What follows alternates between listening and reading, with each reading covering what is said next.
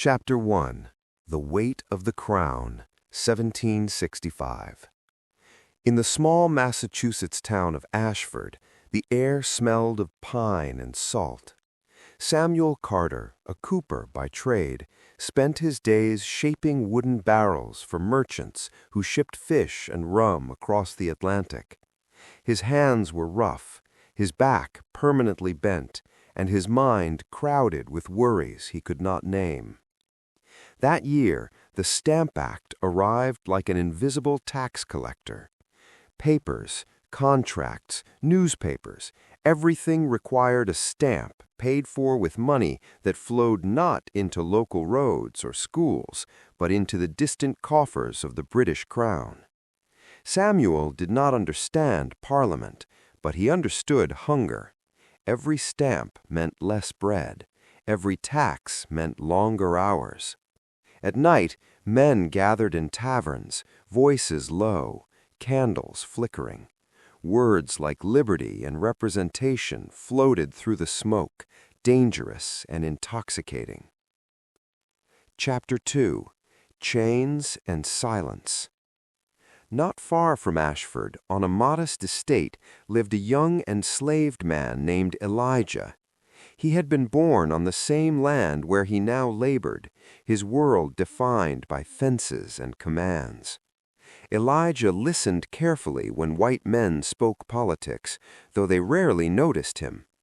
They spoke of freedom while he carried their coats. They cursed tyranny while owning human beings. At night, Elijah traced letters in the dirt, taught in secret by the estate owner's daughter, Abigail Whitmore. She believed knowledge was a quiet rebellion. Elijah believed knowledge was survival. Chapter 3. The Spark in Boston, 1770. The streets of Boston were crowded and tense. British soldiers stood like red-painted statues, muskets gleaming. Snowballs turned to stones, stones turned to gunfire. The Boston Massacre left 5 colonists dead and thousands furious. Samuel Carter was there. He saw the blood in the snow. He heard the screams. That night, something hardened inside him. A line had been crossed. Chapter 4. A Woman's War. While men argued and marched, women fought a quieter battle. Abigail Whitmore organized spinning circles, teaching women to make cloth so they would no longer rely on British imports. Tea was dumped into harbors, but cloth was revolution, stitched by hand. Abigail wrote pamphlets under a false name. Her words traveled farther than she ever could. Chapter 5. Lexington and Concord, 1775. The first shots echoed across green fields at dawn. Farmers became soldiers overnight. Samuel picked up a musket he barely knew how to use. Fear rattled louder than gunfire. The British retreated. The war had begun. Chapter 6. The Cost of Choosing Sides. Not everyone wanted independence. Families split. Brothers stopped speaking. Churches divided. Elijah faced an impossible choice when British officers promised freedom to enslaved people who joined them. Freedom offered by the same empire that had built the slave trade. He waited. He watched. He listened.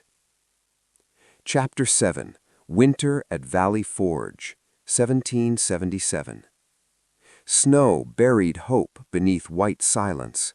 Soldiers starved. Boots fell apart. Men died without bullets ever touching them. Samuel survived by remembering why he stood there, not for glory, but for a future his children might inherit. George Washington walked among them, a quiet presence holding a fragile army together. Chapter 8. A Declaration with Limits. When the Declaration of Independence was read aloud, bells rang and crowds cheered. All men are created equal. Elijah heard the words and felt their weight. Equal yet not free. The promise was real, the reality was incomplete. Chapter 9. Fire and Smoke. Battles blurred together: Saratoga, Camden, Yorktown. Abigail worked as a nurse, her hands stained with blood instead of ink. Elijah finally chose. He fled under cover of chaos and joined a black regiment fighting for the Continental Army, freedom promised but not guaranteed. Chapter 10. Victory and Shadows, 1781. Yorktown ended the war, but not the struggle. Samuel returned home older than his years. His town was free, but broken. Elijah received his freedom papers, thin sheets of ink that carried the weight of a lifetime. Abigail watched celebrations with cautious hope, knowing the revolution had opened a door, not finished a journey. Chapter 11. A Fragile Republic. The Constitution was written in compromise and contradiction. Freedom expanded, but not to all. The nation stood, uneven but alive. Epilogue. The Unfinished Fire. America was not born perfect. It was born arguing, incomplete, and restless. The real revolution did not end in 1783. It continued in every generation that questioned power, demanded justice, and pushed the promise of equality closer to truth. Samuel's descendants would vote. Abigail's words would inspire future movements. Elijah's fight would echo into abolition, civil rights, and beyond. History remembers names carved in stone, but nations are built by lives written in fire, struggle, and hope.